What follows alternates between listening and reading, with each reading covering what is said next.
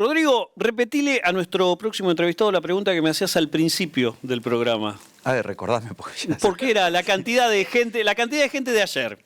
Era entre... No, pero eso, viste, o sea, a ver, nos va a dar un panorama real porque estuvo, digamos, pero 48.000 personas, dice 48.200.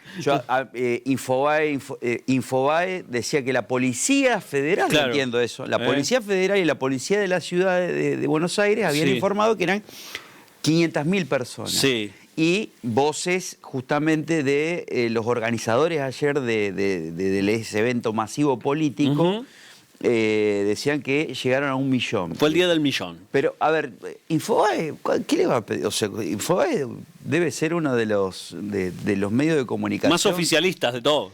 No sé si oficialista es de Haddad, pero ¿qué le va a decir? Haddad va a bajar línea para que digan Cristina puso 1 millón de personas. No creo que pase eso. O por lo menos 500.000 personas.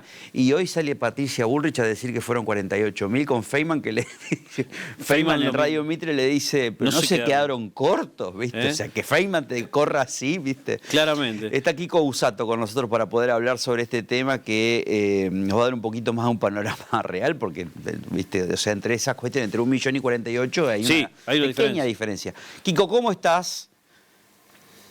Hola, ¿cómo andan? Buenas tardes. Muy bien, muy bien. ¿Cuánto hubo? ¿Qué quedó de ayer, Kiko, de la marcha de ayer? Bueno, respecto a la convocatoria hubo, la verdad que muchísima gente, hacía muchísimo que yo no participaba de un evento masivo con tanta contundencia. Más allá de si fueron 500.000, 400.000 o 1 millón de personas, hubo una respuesta contundente, no solamente en Buenos Aires, que fue el centro o el epicentro de la congregación, sino también en el resto del país, en la ciudad de Santa Fe, en la ciudad de Rosario, en otras localidades de Argentina.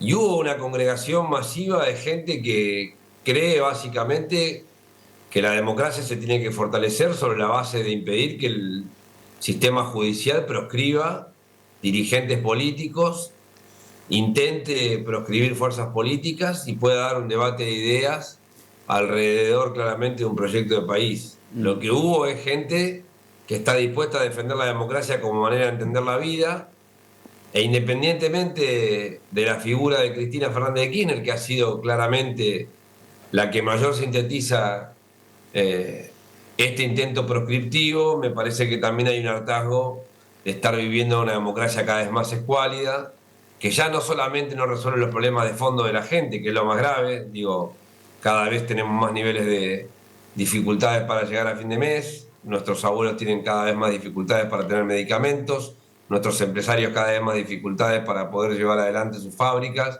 y nuestros trabajadores para participar con salarios dignos de las ganancias del país. Me parece que además de no resolverse esos problemas que son elementales, además se está moviendo menoscabada ya la posibilidad inclusive de opinar distinto, de participar de los procesos electorales y de tener de la democracia o hacer de la democracia un lugar para discutir ideas y también obviamente proyectos de vida, ¿no? Kiko, ¿hacia quién fue el mensaje ayer de Cristina? Y sobre todo me quiero detener esto porque si sigo un poco la línea cronológica de los hechos y de las declaraciones de Cristina, lo saca del juego a Milei, o sea, apunta directamente a grupos concentrados, o sea, los que no aparecen, dice... Máximo apuntó directamente a Macri, muchas personas directamente iban apuntando, digamos, los cañones a la Corte Suprema. ¿Quién proscribe? El poder real de la Argentina. A ver, el poder contame real eso. de la Argentina excede claramente cualquier fuerza política. La democracia argentina o el sistema institucional argentino ha estado siempre claramente tutelado bajo un poder económico que ha tenido distintas variantes o distintas caras visibles. Hoy podríamos decir que la triada Mañeto a través del grupo Clarín, o Roca a través del grupo Techín, o Pagani a través del grupo Arcor, o algunos otros empresarios que claramente tutelan el sistema democrático y le dicen a la política y al resto de los poderes qué se puede hacer y qué no se puede hacer, son los que en definitiva han administrado las cuotas y las dosis de democracia. Eso ha tenido pocas rupturas a lo largo de la historia institucional argentina. Sin lugar a dudas, los proyectos llamados populares o los proyectos llamados nacionales y populares han sido siempre los que se han animado a ir más allá de los límites establecidos por el propio sistema. Recordemos lo que pasó con Irigoyen. Irigoyen tuvo un proceso de un golpe de Estado que fue inclusive el primer antecedente de aquella Corte Suprema de Justicia que legitimó con una acordada el golpe del 30. Recordemos lo que pasó con Perón y recordemos lo que pasó claramente ahora con Cristina. Me da la sensación de que en la medida que haya dirigentes políticos que estén dispuestos a romper los límites que esta democracia tutelada le obliga a ejercer a la política, bueno, obviamente que este es el costo que están dispuestos a hacerte pagar. Lo intentaron hacer con Mauricio Macri o a través de Mauricio Macri en su gobierno. Claro. De hecho, una de las grandes réplicas que ha habido siempre desde el poder del gobierno Macri es no haberla metida preso a Cristina en su momento, haber hecho un intento a través de Lázaro Báez, haber generado un proceso de disciplinamiento, inclusive con empresarios que se presume que estaban cercanos al kirchnerismo, como fue el caso de Cristóbal López o de Fabián de Sousa. Llegaron a meter preso en un show mediático al ex vicepresidente Amado Boudou, pero no pudieron llegar nunca a Cristina. Bueno, aquella película terminó mal para el poder real, porque tras no meter presa a Cristina, ella logró reorganizar el proceso político en la Argentina y después de perder inclusive las elecciones de medio término con Unidad Ciudadana en 2017, fue capaz de rearticular el peronismo y hacer que Alberto Fernández llegue al poder a partir de diciembre del 2019. Esta vez no iban a lograr perdonar que un gobierno o que el Poder Judicial no terminara de sacarla de la cancha. Y esto se precipitó claramente, se precipitó el día que ella definió, en primer lugar, definir su candidatura en la seccional o en la sección tercera de la provincia de Buenos Aires. Y en segundo lugar, se precipitó cuando la Embajada de Estados Unidos decidió, o el Departamento de Estados Unidos decidió no dejar que Cristina ingrese a Estados Unidos a partir de considerarla básicamente sin las condiciones democráticas necesarias para poder hacerlo. Kiko, eso precipitó esta maniobra, bueno, y el resultado está a la vista, ¿no? Kiko, durante esto de precipitar la acción, ese mismo día en las redes sociales había un razonamiento que se veía bastante y que decía ¿qué estará pasando para que justamente el mileísmo, el macrismo o el poder real gaste esta bala de plata que es meterla presa a Cristina? ¿Coincidís más o menos con esa situación? ¿Qué realmente estará pasando que la mayoría no estamos viendo? ¿O realmente apuntó directo a esto? Mirá, Sergio, yo creo que hay pocos datos inexorables en la Argentina de hoy y pocas certezas respecto a lo que viene. Una de las certezas que yo tengo, y prefiero pecar de agorero, pero me animo a confirmarla, es que tarde o temprano, y ustedes lo saben, porque la Argentina ya ha vivido esta experiencia económica, el modelo económico de Javier Milei va a fracasar. Sí. Y el costo social del fracaso del gobierno de Milei va a ser altísimo.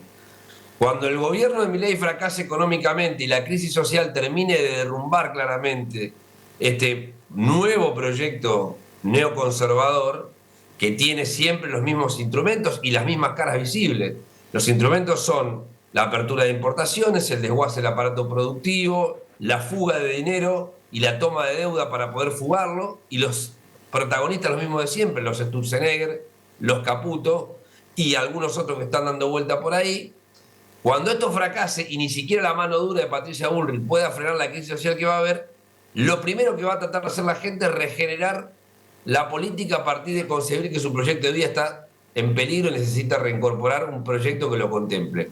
Lo que hay que hacer es sacar el peronismo de la cancha o tratar de tener un peronismo domesticado para que no vuelvan a desafiarse los límites del poder establecido. Ahí está, me quiero detener eso. ¿Qué sería un peronismo domesticado? Porque ayer lo tenías. Bueno, un peronismo voy a armar los 5 grupos, me parece, digamos.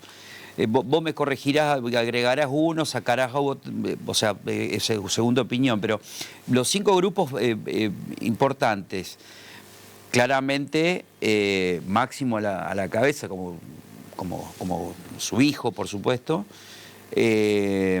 Kicillof, bueno, el grupo de Grabois, o sea, Grabois y su grupo, Algunos lo meten a Moreno, yo lo sacaría a Moreno, pero digo, hay un montón de exfuncionarios y personas que han pasado por el kirchnerismo y Massa. O sea, ¿qué sería por el peronismo domesticado? Ayer estaban todos.